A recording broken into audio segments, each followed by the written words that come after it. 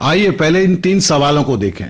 पहला, राम की आय मोहन से 10% ज्यादा है, तो मोहन की आय राम की आय से कितना प्रतिशत कम है। देखें यहां कम जो है वो रेड में दिया, इसका एक मतलब है।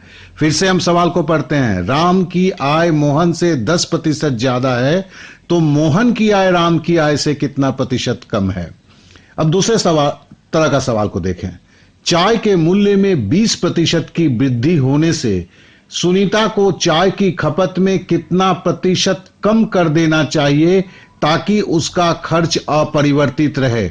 यहां पे एक चीज देखिए, बजट की बात है। हर महीने का बजट में कोई चेंज नहीं होना चाहिए। चाय का दाम 20% बढ़ गया है, तो बोलता है कि चाय का कंजम्पशन सुनीता कितना कम कर दे कि बजट जो पहले था वो अभी भी वही रहे। उसी तरह आते हैं तीसरे सवाल पे। किसी आयत की लंबाई में 10% की वृद्धि करने से उसकी चौड़ाई में कितना प्रतिशत कमी कर दिया जाए कि आयत के क्षेत्रफल में कोई बदलाव नहीं हो। देखिए क्षेत्रफल है यहां पे शब्द, क्षेत्रफल में बदलाव नहीं होना चाहिए। अब देखिए इन तीनों सवालों का जो है हम जब इसका ये करेंगे, सॉल्व करेंगे, तो एक ही तरीके से होगा, एक ही मंत्र से होगा, एक ही पाठ से होगा। और वो क्या है, हमें कम निकालना है। तो कम निकालना है तो हम क्या करेंगे, हम जो फॉर्मूला लगाएंगे, ज्यादा बटे असल में ज्यादा गुना 100। ज्यादा मतलब कितना प्रतिशत ज्यादा। जैसे राम की आय मोहन से 10% ज्यादा है, चलिए तो हम ऊपर 10 लिख देते हैं। फिर बोलता है असल में ज्यादा, असल में ज्यादा का मतलब 100 में उतना प्रतिशत जोड़ देंगे तो 100 + 10 हो जाएगा और गुना 100 हो जाएगा। तो ये क्या होगा, ये होगा कि मोहन की आय राम की आय से कितना प्रतिशत कम है। इस तरह यह निकलेगा। फिर से देखते हैं दूसरे का। चाय के मूल्य में 20% की वृद्धि होने से सुनीता की चाय की खपत कितना प्रतिशत कम कर देना चाहिए ताकि कितना वृद्धि हुआ, कितना ज्यादा, 20%। ऊपर 20 बटे असल में ज्यादा मतलब 100 + 20 गुना 100, आपका उत्तर आ गया। चलिए, किसी आयत के लंबाई में 10% की वृद्धि करने से चौड़ाई में कितना प्रतिशत की कमी। कमी का मतलब है ज्यादा, कितना बढ़ा, 10। असल में ज्यादा कितना बढ़ा, 100 + 10 गुना 100। रिजल्ट आ गया।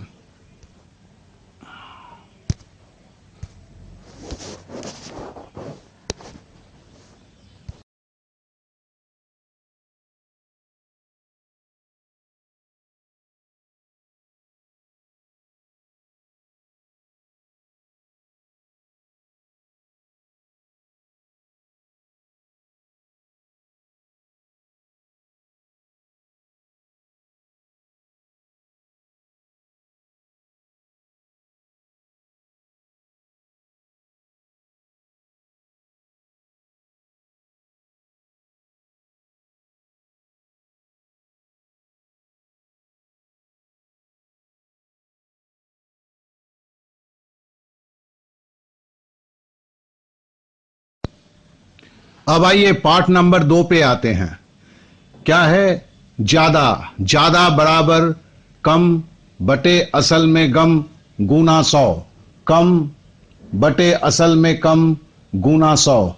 इस पे जरा ज्यादा ध्यान दें क्योंकि ये जो पहले सवाल का जस्ट एकदम उल्टा है। जैसे सवाल पे आते हैं, राम की आय मोहन से 10% कम है, तो मोहन की आय राम की आय से कितना प्रतिशत ज्यादा है। ध्यान देंगे, वहां था कितना प्रतिशत कम है, यहां पूछा जाता है कितना प्रतिशत ज्यादा है। राम की आय मोहन से 10% कम है, तो मोहन की आय राम की आय से कितना प्रतिशत ज्यादा है। तो हमारा फॉर्मूला क्या है, ज्यादा बराबर क्या होता है, कम असल में कम। कितना कम है, 10% कम है। चलिए 10 लिख दिया। असल में कम, असल में कम अगर जैसे असल में ज्यादा हम 10 में जोड़ते थे, यहां असल में कम होगा तो हम 10 में उतना हम माइनस करेंगे।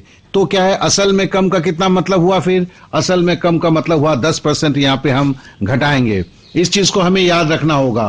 तो 10/90 × 100। चलिए फटाफट कर लीजिए। आगे आते हैं दूसरे सवाल। चाय के मूल्य में 25% घट जाने के कारण सुनीता को चाय की खपत में कितनी प्रतिशत बढ़ा देना चाहिए ताकि उसका खर्च अपरिवर्तित रहे। यह भी वही सवाल है जो पहले हम किए हैं, वहां पे खर्च बढ़ गया था, यहां खर्च घट गया है। मतलब अगर दाम घट गया है, दाम घट गया है तो नेचुरली आपको ज्यादा कंजम्पशन करना होगा। लेकिन हम कैसे करेंगे?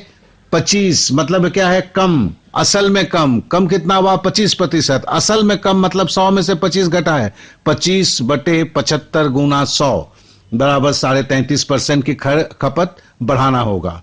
अब तीसरे पे आते हैं। चीनी के दाम में 20% कमी के कारण खपत कितना वृद्धि करे कि खर्चा नहीं बढ़े? तो खपत और वृद्धि के पहले की खपत की अनुपात निकालें। देखिए ये सवाल जो है ये कहीं पे टेढ़ा मेढ़ा लगता है, और ये सवाल, इस तरह का सवाल जो है, ये जो लास्ट में सवाल पढ़ रहा हूं, ये सवाल अभी अनुपात तक आया भी नहीं है।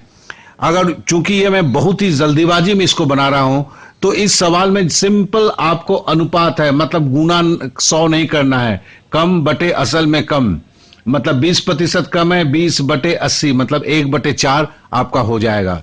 तो फिर हमने यहां पे 2 पार्ट को देखा, और 2 पार्ट से हमने 6 मैथ को, 6 क्या 7 मैथ कर लिया, हमने कर लिया। पहले में क्या था? पहले में था क्या? कम था। कम निकालना होता है तो ज्यादा बटे असल में ज्यादा गुना 100। उसके ऊपर हमने 3 मैथ देखे, और अभी हम देख रहे हैं कि हमें अगर ज्यादा निकालना है तो क्या होगा? कम बटे असल में कम गुना 100। देखिए इन सवालों को बार बार देखें, तो इन सवालों को देखते दिमाग में अगर बैठा लेंगे तो इस तरह का सवाल होगा। अगर आपको आता है तो बड़े आसानी से आप इसका जवाब दे सकते हैं। मेरी शुभकामनाएं आपके साथ है। प्रैक्टिस प्लीज जरूर करें।